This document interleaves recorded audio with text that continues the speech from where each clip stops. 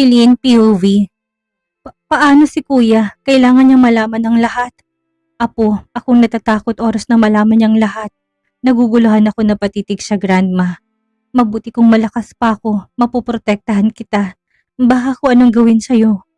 Hindi ako sasaktan ni kuya, grandma. Umiling ito. Hindi niya na kailangan pang malaman na po, magiging mahirap lang ang sitwasyon. Tulungan mo na lamang ng palihim ang ina nito. Ang inay mo, napaluha ako. Ang hirap ng pinapagawa nito. Bilang anak, karapatan ni kuyang malaman kung sino talaga ang tunay nitong mga magulang. Intindihin mo ko, apo. Oras na malaman ni Romeo na hindi siya tunay na Rivas. Baka magwala yun at magalit sa'yo. Baka hindi nito matanggap na hindi talaga sa kanya mapupunta ang mana. What do you mean, grandma? Wala kang ibibigay kay kuya? Bumigat ang pakiramdam ko. Hinaplos nitong mukha ko. Meron, apo. Dahil nakakabit pa rin ang apelyido ng Rivas sa kanya. Pero kukunti lang dahil lahat ay mapupunta sa'yo. Dahil ikaw ang tunay na Rivas. Bigla akong napailing, lalo akong napaluha. Hindi ko kailangan ng kayamanan, grandma. Kahit papano, ang mami ang nagpalaki kay kuya. Lumaki siya sa inyo. Minahal niya kayo bilang isang tunay na grandma.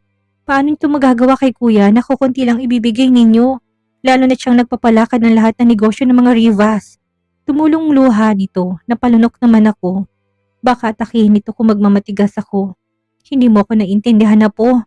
Yung mga panahon kung anong sinumpaan ng isang tao, dapat masunod yon.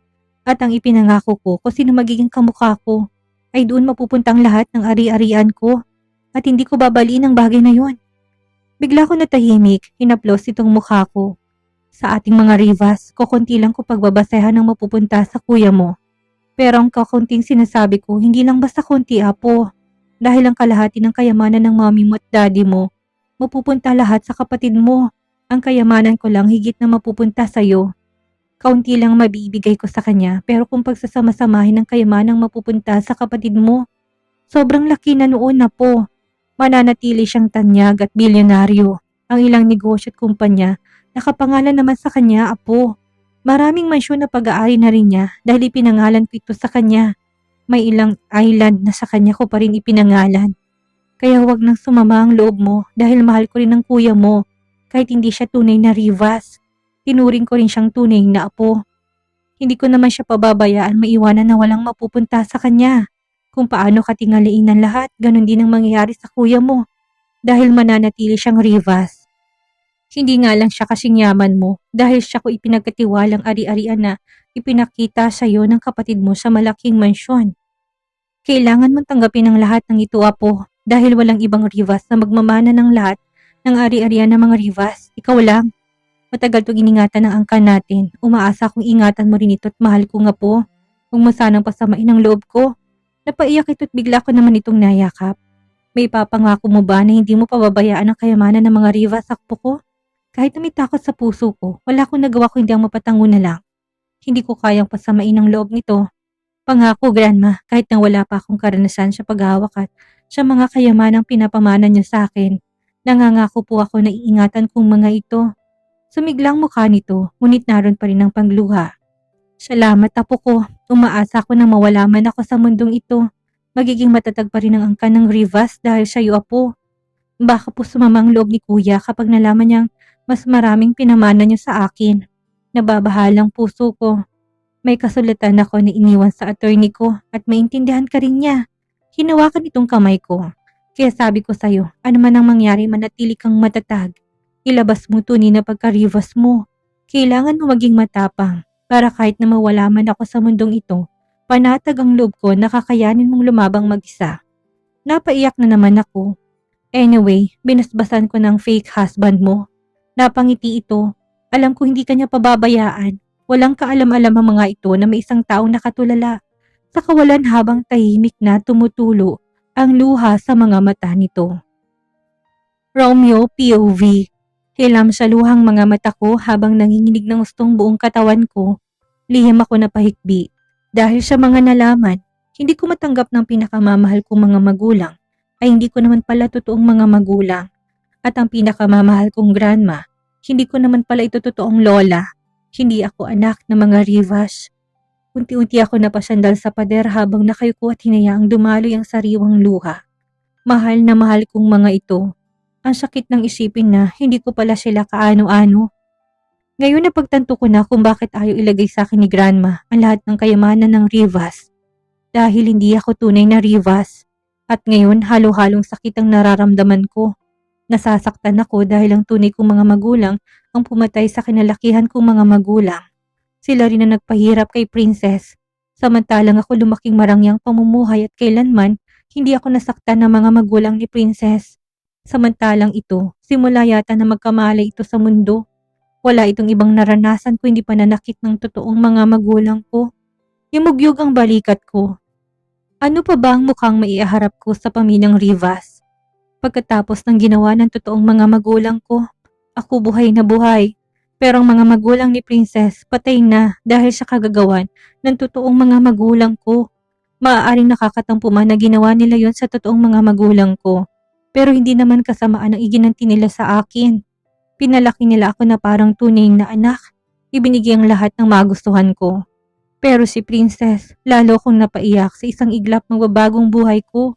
Lalo ko nasasaktan kapag naisip ko kung anong kalagayan ngayon ng totoong mga magulang ko. Laking pasalamat ko talaga at hindi ko pinakawala ng inay ni Princess. Pinatira ko ito sa simpleng bahay. Binibigyan to ng tauhan ko ng pang-araw-araw nitong gastusin. Kaya palang sakit sa dibdib nung pinapanood ko ito sa video. Dahil ito palang tunay kong ina at lalong dobling sakit ang isiping ang tunay kong amay nasa kulungan. Kahit papano, ang laki ng pasasalamat ko sa pamilyang Rivas. Pinalaki nila ako na may mabuting puso. Hindi ko kailanman nagmataas na ng api kahit na kaninong tao. Sa nanginginig na katawan, mabagal akong lumayo sa kwartong yon. Magpakatatag ka, Princess, dahil isa kang Rivas. Patawad kung lalayo ng kuya mo. Hindi ako karapat-dapat pang manatili sa poder ng mga Rivas. Hanggang isang desisyon ang naisipan kong gawin. Umuwi ako pagbalik ng Pilipinas. Dumiretso ako sa opisina ko. Halos nanubig ang mga mata ko sa isiping yon nang huling apak ko sa opisinang yon. Sir, nandun na po silang lahat. Tumango lang ako sa sekretary ko. Nahirapan akong lumunok na maramdaman ang panunubig ng mga mata ko. Napayuko ako na makitang kislapan ng kamera. Ang daming reporters. Umupo ako sa pinakagitna. Hindi na ako magpapaligoy-ligoy pa. Nakaraan lang ipinakilala ni Grandmang kapatid kong si Princess Celine Rivas. Ang inakala ng mga taong patay na. Pero buhay na buhay. Gumalaw ang pangako sa pinipigilang emosyon. Nakaraang linggo, isinugod namin si Grandma papuntang USA para ipagamot ito at inatake ito ng sakit niya. Pero hindi ko inaasahan ng maririnig buhat dito. Bigla kong napahinto. Yumuko sandali na maramdamang uminit ang mga mata ko. Papasok na sana ako sa kwarto nito na hindi sinasadyang marinig kong pinagtatapat ito kay Princess Celine. Nagbulong-bulungan ang mga tao. Tumikim ako upang alisin ang bara sa lalamunan. Nagtapang-tapangan akong tumitig sa screen. Hindi ako. Bumigat ang paghinga ko. Tunay anak ng mga Rivas. Ramdam kong pagkagulat ng mga taong naroon. Nagkagulot biglang nagsitanungan. Itinaas kong kamay ko tanda ng manahimik muna sila. Hindi ako isang Rivas. Si Princess Celine Rivas ang nag-iisang anak ng mga Rivas.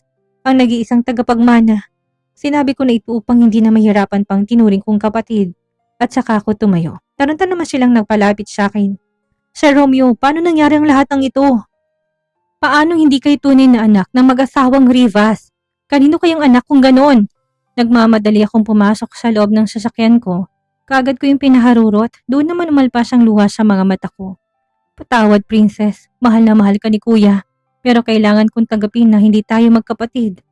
Ilang oras ang lumipas nang tumapat ako sa simpleng bahay. Napaiyak na naman ako, nanginginig ang mga kamay ko. Itong unang pagkakataon na masisilayan kong tunay kong ina. Dahan-dahan kong binuksan ang lumang gate ng bahay. Hanggang sa kumatok ako, pigil na pigil kong mapaluhang muli para akong sinasakal ng mga oras na yon. Napaangat ako ng tingin ng bumukas ang pinto. Bigla akong napatulala, maaliwalas na kahit papanong mukha nito at hindi nakatulad noong nasa video na maraming maramito at punit na punit ang damit. Sino ka? Nahirapan akong lumunok habang titig na titig sa ina. Ako ang tumutulong sa inyo, inutusan ko lang yung tauhan ko. Napaiwas ako ng tingin na magulat to. Tinignan pa ako malaulo hanggang paa. Pwede bang pumasok? Laking pasalamat ko't hindi gumaralgal ang boses ko. Bigla naman itong nataranta. Oo, syempre. Pasok ka, iho. Nakagat kong ibabang labi ko. Gusto ko nang mapahaguluhol. Anong gusto mong maiinom? Kaagad akong umiling. Pwede po ba tayong mag-usap? Pansin kong pagtataka, ngunit pinili pa rin ito na tumango. Umupo ito sa harapan ng upuan ko. Kinuha kong phone ko at pinakita ditong video kung saan ito nagsasalita noon habang umiiyak. Bigla na naman itong napaiyak. Tumayo ako at tumanaw sa bintana. Nangilid ang luha sa mga mata ko. Alam niyo po bang napakaganda ng buhay ko sa mga magulang ko? Rinig kong pagsingot nito, hinarap ko itong muli. Nakatitig to sa akin. Lumaki ako sa ibang bansa kasamang mommy at ang daddy ko. Hanggang sa magkaroon ako ng kapatid na babae. Mataman naman itong nakikinig. Umuwi kami ng Pilipinas nung 10 taong gulang na ako, pero kamalas-malasan, na aksidenteng mga magulang ko. Bigla ito napasinghap, umiling ako. Hindi pala aksidente, may 2 taong gumawa ng paraan para maaksidenteng mga magulang ko. Kasamang kapatid ko. Bigla itong namutla, nanlalaki ang mga mata. Kita ko rin ang paglunok nito. Akala ko totoong patay ng kapatid ko, pero buhay siya. Doon ito biglang nanginig. Ngayon nakatira na siya sa amin, kamukhang kamukha niya si Grandma. Biglang sumikip ang dibdib ko. Pero isang lihim ang hindi ko inasahan na maririnig mula sa bibig ni Grandma habang kinakausap nitong kapatid ko. Nanubig ang mga mata ko. Kita kong pagtataka sa mukha nito. Na hindi ako tunay na anak ng mommy at ang daddy ko. Tangyang tinuturing ko lang na kapatid ang tunay nilang anak. Ang tunay na apo ni Grandma. Doon ito nang gilalas. Alam niyo po ba kung anong tunay na nangyari kung bakit ako napunta sa pamilya nila? Kaagad kong pinunasan ng luhang pumatak sa mga mata ko. Gusto kong ikwento lahat sa ina para malaman ito na matagal na nila akong hindi nakasama. Naging maayos naman ang sitwasyon ng buhay ko sa pamilyang Rivas. Umiling ito, napaiyak na rin ito. Siguro naawa ito sa nakikitang kalungkutan at sakit sa mga mata ko. May kasambahay si mami noon, buntis at ang karelasyon nito ay tauhan ni daddy. Nang bigla itong napaluhan ng sunod-sunod, mukhang alam na nito dahil siyang tinutukoy ko sa kwento.